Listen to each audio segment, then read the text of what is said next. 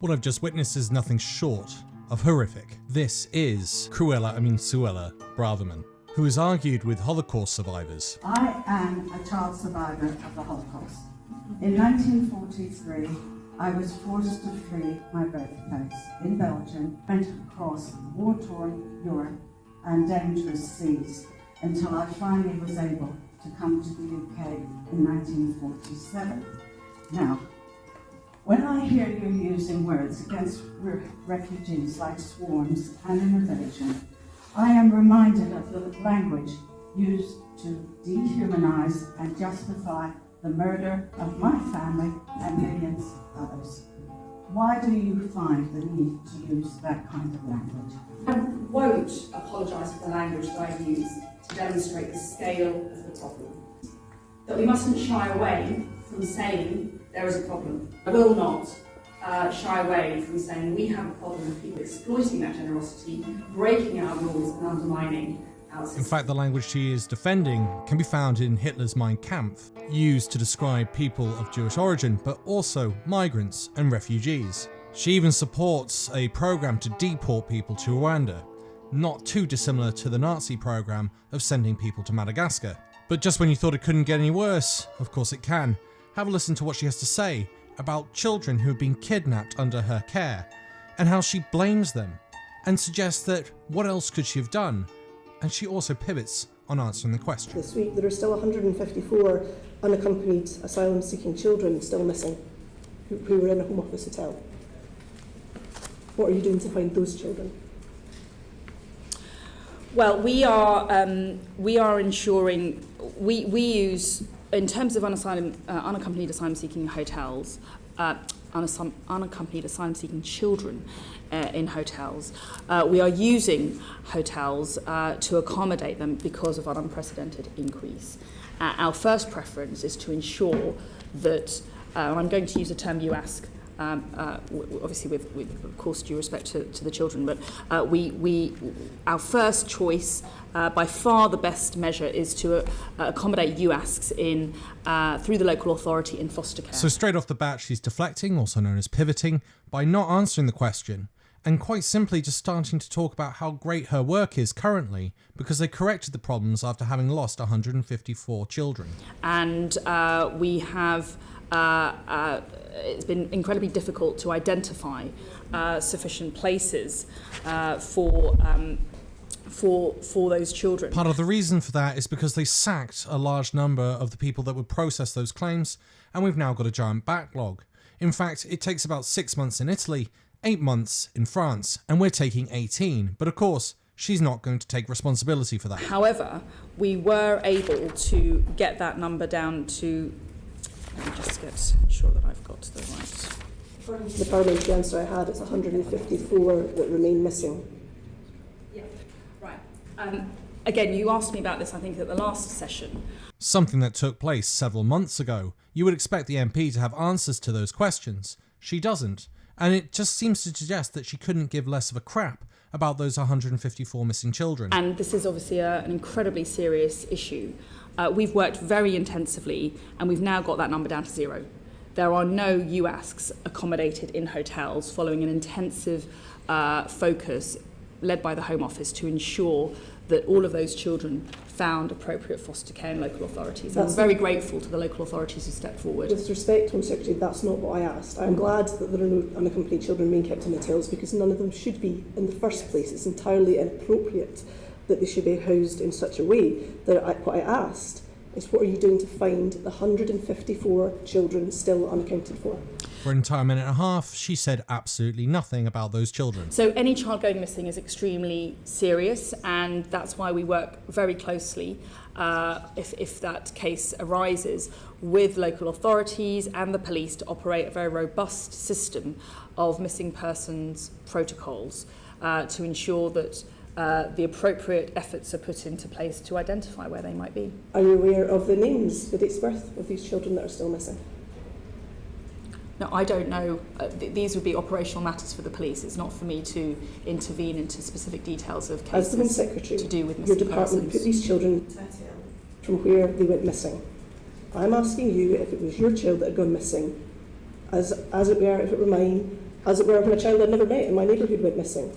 The entire neighbourhood was out looking for them. Who is looking for these 154 missing children? Yeah, well, what I would say is we have actually no power to detain unaccompanied asylum-seeking children in these hotels. Mm-hmm. So what you're suggesting, are you suggesting that we detain them? Imagine you're working in a school. You take some kids on a school trip and you lose one of them.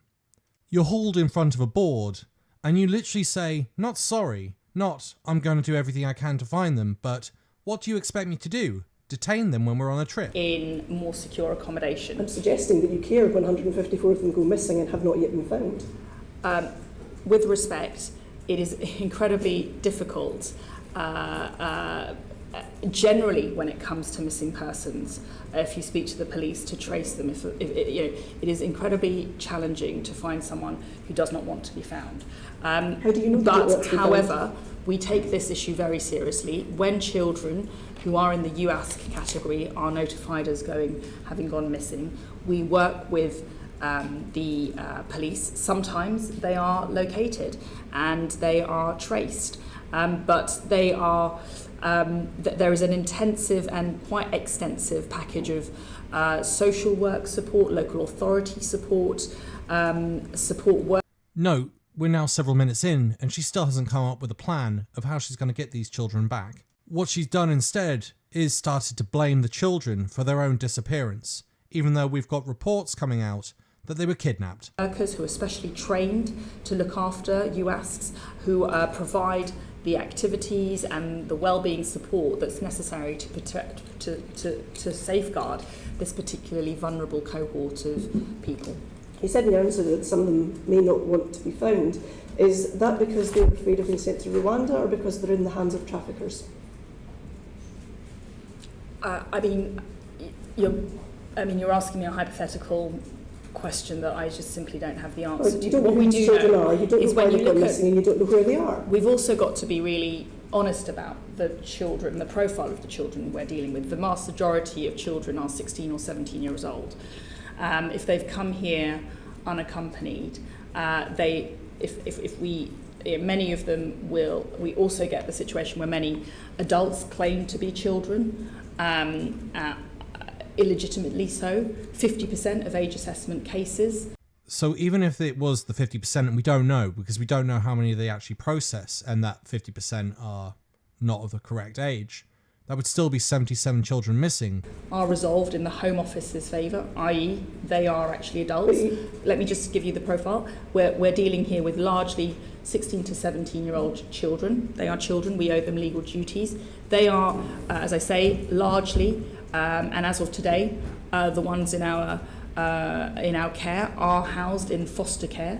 That is by far the best form of accommodation to safeguard their needs and their... It's been 9 months now, and still, where are the children, and why is she not explaining what the programme is of trying to get them back? Vulnerabilities and to support them. But of those children who have gone missing because they were previously in hotels, there is, of course, a multi-agency missing persons protocol which is mobilised with the police and local authorities to do everything possible to establish their whereabouts. It's taken this long to get to some sort of answer, and it's still pretty vague, because essentially she's saying there's a process and they're doing it. That's all I know.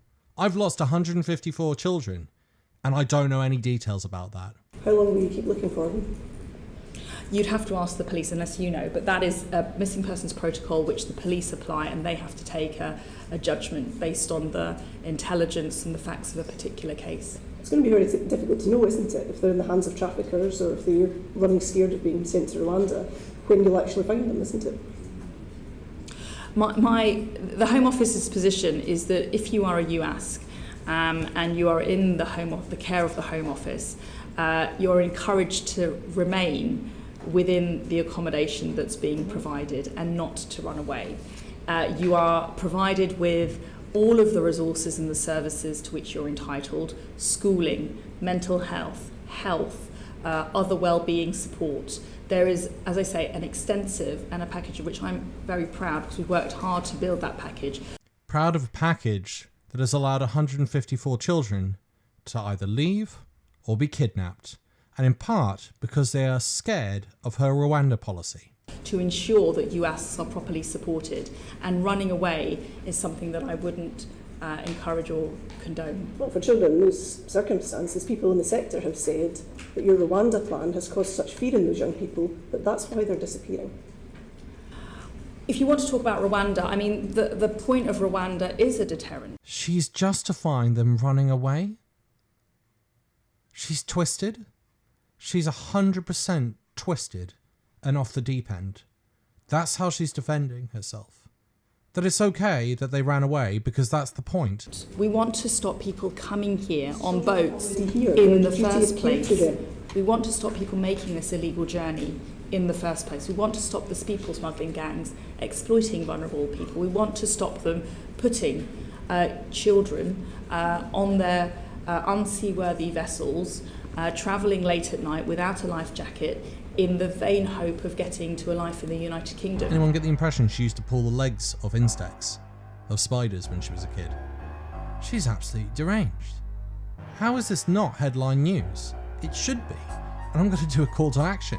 She's a menace. So please share this video and finally go to Number 10's Twitter account and demand that Suella Braverman is removed from office as soon as possible. Over that speech, she blamed the children 4 times for running away because of her actions. Thanks for listening. Bye for now.